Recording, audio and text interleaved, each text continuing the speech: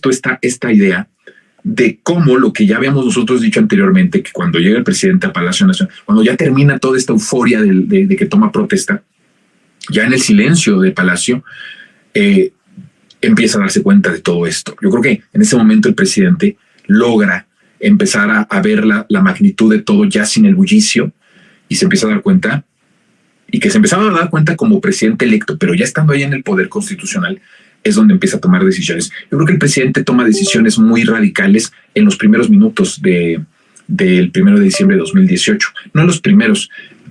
Yo creo que ya después de que toma protesta, en esos primeros minutos después de que ya es presidente constitucional, empieza a tomar decisiones muy radicales, porque entonces ya tiene el poder para hacerlo. Ya no solamente conoce la información, sino que empieza a ejecutar ciertas órdenes que son importantísimas y que marcarían todo el esplendor del sexenio de Andrés Manuel. Esas decisiones, las decisiones que se toman en procesos de transformación tan necesarios y tan urgentes. Yo he dicho que la cuarta transformación es, en esencia, el salvavidas, que salvó de la muerte literalmente a mucha gente. Entonces, imagínense la magnitud de la transformación. Cuando hay este tipo de urgencia por un cambio, por una transformación, por una revolución, por un cambio verdadero, todo cuenta, cada minuto cuenta, cada decisión que se toma en tiempo récord cuenta. Y es esa decisión que se toma en tiempo récord en momentos muy, muy contundentes que marcan, para bien o para mal, si tu proceso de transformación es exitoso o está en el fracaso. Porque puede ser que el presidente, como lo es, una persona con un arraigo popular, con un amor al pueblo impresionante, como muy pocas personas en la historia, tal vez en la historia de México, han amado al pueblo como López Obrador lo ha hecho. Entonces, de esta forma, puede ser que sí, todo eso lo reconocemos. Pero esto no garantizaba, ojo lo que estoy diciendo, esto no garantizaba que llegando a la presidencia de la República fuera un buen presidente. Habíamos garantizado en 2018, cuando hacemos lo que yo llamo asalto popular a la oligarquía, porque ellos tenían secuestrado el poder, la democracia. Entonces asaltamos de manera violenta con nuestro voto. Fíjense qué contradicción, pero qué importante. Cuando asaltamos el poder por la vía de los votos, por la vía democrática, por la vía pacífica, en ese momento, pues nosotros teníamos nada más la esperanza de que López Obrador fuera un gran presidente. Sabíamos que amaba al pueblo, pero no sabíamos si iba a poder ser un buen presidente. Y las decisiones que toma en los primeros minutos de su presidencia constitucional van marcando y marcarían el éxito de su sexenio.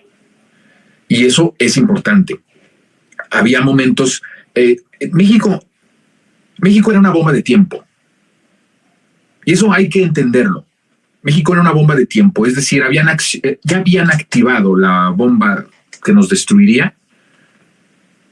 En muchos casos, debo decirlo que de manera literal, destrucción. El salinismo neoliberal destruyó estados de la República, municipios, comunidades, regiones. O sea, sí podemos hablar de destrucción literal. Entonces, el país era una bomba de tiempo. Y esa bomba de tiempo fíjense que no se activa en 1988. En 1988 empieza un régimen que tenía como objetivo esa destrucción del país, de ese país soberano, evidentemente, no una destrucción atómica, ¿no? Por decirlo así. No, estamos hablando de una destrucción de la soberanía, de la identidad patria, de la identidad de nuestro país y de la entrega de todos nuestros recursos a los intereses extranjeros, ¿no? Ese era el gran objetivo. Pero la cuenta regresiva no se activa sino hasta el 2012. Es en el 2012 que se activa. Por eso era muy importante para la oligarquía, para el régimen salinista neoliberal, para los poderes fácticos, que llegara Calderón en el 2006. Yo les he dicho que Calderón es una especie de, si le puedo llamar evolución, yo sé que es muy fuerte porque regularmente pensamos en evolución para mejorar ciertas cosas, ¿no? Por eso sí quiero manejar la palabra evolución. Es una evolución del salinismo de 1988. Es el segundo aire del régimen. ¿Y esto qué significaba? Más destrucción, más muerte. Entonces, Calderón forma parte importante en la historia de la destrucción del país porque es ese segundo aire. La importancia de Calderón como factor de este segundo aire del régimen era importantísimo. Por eso hacen el fraude electoral. O sea, ubiquemos a Calderón como un factor estratégico en la campaña, en el programa transeccional que inicia en 1988 para la destrucción del país. Y a partir de ahí empieza. Pero la cuenta regresiva, gracias a ese factor de Calderón, inicia en el 2012. ¿Cuál es? ¿En qué momento? Porque siempre hay que verlo en momentos periodísticos, en hechos. ¿Cuándo se activa? Hay dos elementos. El primero es, llega Calderón y entonces el crimen organizado forma parte del régimen. Tal vez este sea, pero hay otros elementos fuertes como la entrega de suelo patrio, la enajenación de nuestro suelo patrio, es donde más se entrega a las mineras, a esa ley que se promueve con Salinas en la década de los 80, a finales de la década de los 80. Eso es un importante. Pero el segundo es el factor del crimen organizado. No dejamos de hablar de crimen organizado, de narcotráfico, no lo podemos dejar de un lado porque no podemos entender este México moderno sin este factor que inicia de manera potencial a partir de 2006. Y entonces, cuando llega Calderón y empieza a formar esta estructura en donde llega el crimen organizado a las filas formales del régimen, eso era importantísimo para que la cuenta regresiva de destrucción del país, de esta bomba, se accionara en el siguiente sexenio. Se intenta accionar esta cuenta regresiva en el 2009. Acuérdense ustedes, memoria histórica, importantísimo. Agilidad mental. Necesitamos aprendernos, ¿Sí? Estamos ahí discutiendo cosas absurdas, tontas. La verdad, no abona, Hay que ponernos fregones porque ya les hablaba yo de que viene cosas muy fuertes. Yo les hablé que llega un verdadero peligro por primera vez en todos estos meses en el que hablamos verdaderamente de la posibilidad de no lograr el plan C. Solo como advertencia, por eso hay que ponernos vivos. En el 2009 se intenta dar esta cuenta regresiva del país. Si no exageramos, ¿cuál fue esa fecha, 2009, cuando Calderón intenta la privatización de los hidrocarburos? ¿Qué es lo que pasa en 2009? Que sale el movimiento muy debilitado, Pero qué hermoso. Eso es algo tremendo. El movimiento para 2009 estaba muy debilitado. Ya nos habían muerto, ya nos habían matado. Nos habían dado ya la muerte, ¿no? Andrés Manuel ya lo habían matado políticamente, según ellos, y mediáticamente eso sí fue, o sea, mediáticamente sí lo mataron. Políticamente ellos pensaron que lo habían matado, pero no fue así. Y a nosotros también, ya nos habían eliminado. Con todo y que estábamos como movimiento muy debilitado, yo me acuerdo que las Adelitas y los Adelitos también, pero las Adelitas que eran las mujeres. Y yo me encantaba ver la escena porque estuve yo ahí en el movimiento de la defensa y rodeamos el Senado y estábamos entre diputados, Cámara de Senadores. Fue de las cosas de gloria más importantes de este proceso de transformación. Qué bonito es luchar, Qué satisfactorio se siente luchar. Es decir, impedimos la destrucción del país. Y entonces estaban ahí las Adelitas y los varones estábamos en una segunda línea. Y estábamos ahí luchando. ¿Y saben qué? Con todo lo debilitado que estaba el movimiento, impedimos que en ese momento, 2009, se activara la cuenta regresiva. Imagínense, un movimiento debilitado que impide que en esa fecha que ya habían estipulado, que era una consecuencia o del por qué también se hizo el fraude electoral y se impone a Calderón, pues se paraliza, ya no se logra, ya no lo logran. Entonces ahí ya no lo logran, pero ¿cuál es la fecha en donde sí se logra activar? Se activa la cuenta regresiva para el país, 2012. La firma del Pacto por México. La firma del Pacto por México es ahí donde se acciona la cuenta regresiva de destrucción del país. Yo he dicho, el último sexenio en el que se convertiría México en un satélite de los potentados y de las extranjeras, de las empresas extranjeras, de los intereses extranjeros, era el sexenio de Meade o de Anaya. O sea, que para gloria de México no fue de ellos, sino de Andrés Manuel, ¿verdad? Del pueblo. Pero ese era ya el sexenio de la entrega. Entonces se acciona la cuenta regresiva en 2012 Y ahí empieza. Por eso cuando Andrés llega a la presidencia de la República, cuando Andrés toma posesión como el mandatario constitucional, cada minuto contó.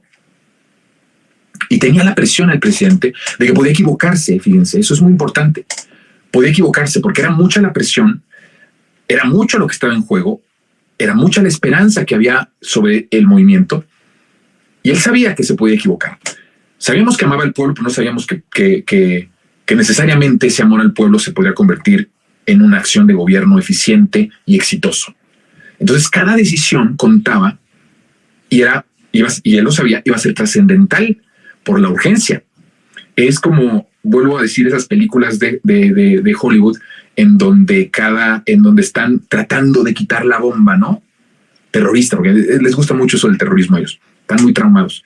Y entonces están ahí tratando de desactivar y está la cuenta, ¿no? 10, 9, 8, 7. Y ahí todos sudando e intentando desactivar la bomba. Bueno, esa más o menos así la imagen de Andrés Manuel. Con la cuenta regresiva de decir, va a explotar. Y si yo doy y tomo una decisión en falso, hasta puede ser que yo provoque que se explote. Imagínense eso. La trampa estaba minado. Me gusta eso. Estaba minado el territorio. Andrés tuvo que dar pasos de gacela, como una gacela. Qué bonita, me encanta esa referencia. Pasos estratégicos, porque estaba minado. Y entonces tomó decisiones que hoy vemos, afortunadamente, que esas decisiones que tomó, todas fueron buenas, exitosas. Todas fueron las que tenía que ser para tener el país que hoy tenemos, para rescatar al país y construir la patria nueva. Miren, hay una encuesta que sale el día de hoy. Me parece muy interesante porque hay muchas encuestas y yo leo las encuestas. Esta es de Verumen para el periódico La Razón. Me llama mucho la atención. Ahí en esta encuesta tiene casi 70% de aprobación el presidente López Obrador en una escala de evaluación. Es impresionante. Pero me llama mucho la atención los negativos. ¿Sabe usted del país cuántas personas piensan que el gobierno de López Obrador ha sido muy mala?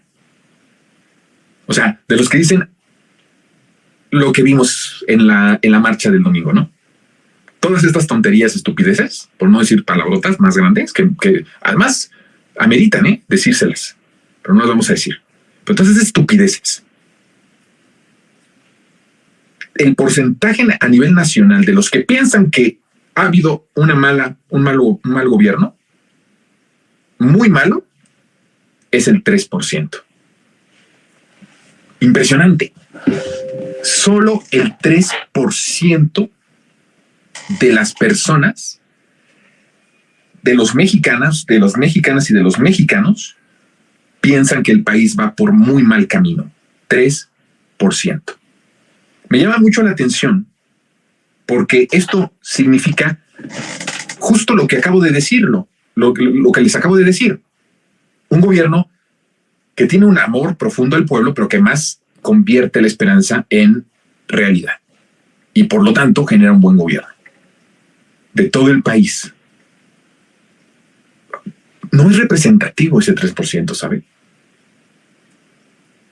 No genera ninguna resistencia. Hay que ponerlo en esa magnitud. No genera ninguna resistencia. No tendríamos por qué cambiar los medios públicos por ese 3%. No tendríamos que cambiar el rumbo del país, como lo exigieron en la marcha, por ese 3%. Y lo que es más importante, no pueden imponernos la visión de país ese 3%. Aunque ese 3% sí sea pueblo, sea ciudadanos, pero no tienen la facultad ni el poder de cambiar todo lo que hemos construido, y mucho menos de osar y de pensar que pueden cambiar el rumbo del país y la política que quisimos imponer, que quisimos que se impusiera, porque no nos permitieron llegar. Nos impusimos. Como ellos se impusieron a la voluntad del pueblo en muchas ocasiones, 3 fraudes electorales. Así nosotros ahora nos impusimos a ellos, pero nosotros lo hicimos por la vía democrática, por la vía pacífica. Suena contradictorio. Lo que quiero es la intensidad de lo que hicimos. ¿Usted cree que vamos a cambiar? Vamos a dejar de apoyar este proceso de transformación, de esta edificación de una patria nueva, por ese 3% que piensa que está muy mal el país. No, hombre, nos carcajeamos. Y no nos carcajeamos de la gente, de este 3%, nos carcajeamos que los ideólogos, que estos delincuentes de cuello blanco y del crimen organizado, que ahora ya están todos bien articulados, ayer hablé de esto, Calderón los logra articular, los logra coordinar, piensen que tenemos que cambiar el rumbo del país y que su base popular sea un 3% que piensa que es muy mala la gestión de López Obrador. De ninguna forma. Y entonces, ¿sí ven? ¿Sí se están dando cuenta de lo que hemos logrado y de lo que hemos conseguido? Y estamos dando cuenta de lo que está en juego hacia los siguientes años. No piense usted en lo que está en juego en el sexenio de Claudia, que es fundamental. Miren, tan fundamental y tan acelerado es que del inicio del salinismo neoliberal hay 2 sexenios que son, bueno, 3, pero 2 verdaderamente importantes, el de Salinas y el de Calderón, ¿no? Si ponemos una línea del tiempo, Salinas y Calderón, para cuando inicia el sexenio, el régimen salinista neoliberal, pasaron mucho tiempo para llegar a otro sexenio importantísimo que arraigaría y que garantizaría la destrucción del país, ya lo dije, y por otro lado, el que se renovara, que hubiera un segundo aire para este régimen. Bueno, si lo comparamos con el régimen de la Cuarta Transformación, lo que podemos decir es que el de Andrés Manuel es el más importante, es el que pone las bases, es el que empieza a construir y edifica las bases. Si usted sabe construcción, sabe que la edificación de las bases es lo más importante. Tú puedes tener hacia arriba el mejor plan para poder tener una casa maravillosa, un edificio hermoso, ¿no? Que soporte. Pero si no tienes buen arraigo, si no tienes buenos cimientos, se te cae lo hermoso. No llegas ni a decorar, pues no llegas ni a los acabados. Por eso es fundamental el sexenio. El más importante es el de la transformación, porque es el que pone las bases para que todo lo demás pueda venir y pueda florecer y pueda construirse. Pero el segundo más importante, como fue para el salinismo neoliberal de Calderón, es el de Claudia Sheinbaum. Qué bonito, ¿verdad? Porque está muy acelerado. De Salinas a Calderón tuvieron que pasar muchos años para un segundo aire del régimen salinista neoliberal. Para el régimen de la transformación, para la construcción de la patria nueva, no va a pasar mucho tiempo, va a ser inmediato. En octubre empieza Claudia Sheinbaum con el sexenio que va a ser el segundo aire, el segundo piso de la transformación. Entonces, tenemos mucho en juego, pero depende de ese segundo aire, de la transformación, de ese segundo piso, el que nosotros podamos hablar de un proyecto de nación, de una patria nueva para las siguientes décadas. Ojo con lo que estoy diciendo.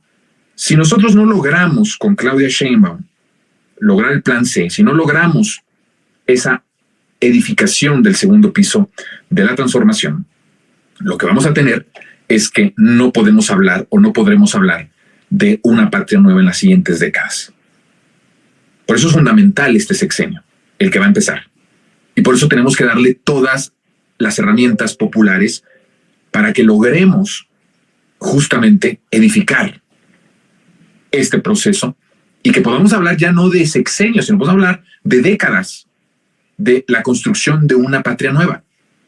Yo he dicho que la construcción de una patria nueva es una concepción de un país en donde todo lo popular, todo lo colectivo, todos los derechos, cada vez más derechos, pueden instaurarse. Y eso trae como un mecanismo natural de rechazo a todo lo que jodió anteriormente al país. Si nosotros estamos hablando de reconstrucción, de transformación, de edificación de una patria nueva, es porque hay algo que estuvo destruido. Cuando estamos creando una patria nueva, hay una memoria. Y esa memoria se pone en el cimiento de la transformación, de lo que vas a construir. Y eso te permite o te garantiza en mayor medida o menor medida, esperemos que en mayor medida, que se edifique y que tenga un buen fin, que pueda tener una edificación exitosa y que construyamos una patria nueva del todo. ¿Qué es eso? La memoria histórica. El que tengamos presentes quienes nos jodieron y el que nos tengamos presentes qué proyecto es el que ellos consideran que es mejor para ellos, cuál es su democracia, cuáles son sus instituciones, cuáles sus intenciones y su proyecto. Si nosotros mantenemos vivo eso, nos garantiza que podamos seguir construyendo y que podamos tener una patria nueva. Y a la par también garantiza que todo lo que nos fregó en el pasado no tenga cabida tan fundamental en el país. Este país puede llegar a ser una potencia en la medida que todos esos poderes fácticos que no van a desaparecer estén en cinta y estén en unas nuevas verdaderas condiciones de acción que estén limitadas por el poder popular y garantizadas a través de los artículos constitucionales. Cuando nosotros lleguemos a eso, habremos ganado una de las batallas más fundamentales para las siguientes generaciones y podremos decir que tenemos patria para mucho tiempo. No garantizamos que para siempre, porque el asedio y la evolución de todos estos poderes pueden meterse a esa construcción de la patria nueva de una manera u otra. Siempre va a estar latente el peligro.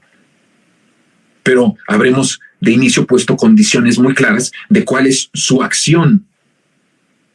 Y vamos a ponerle límites, cosa que no existía y que estamos empezando a poner. Un ejemplo de esos límites, que el presidente lo está haciendo, pero que necesitamos que esto esté dentro de una construcción y con una base legal, es, por ejemplo, la gran noticia de que retiró el presidente. Estas son las decisiones de las que estoy hablando. Decisiones en tiempo récord para salvar al país.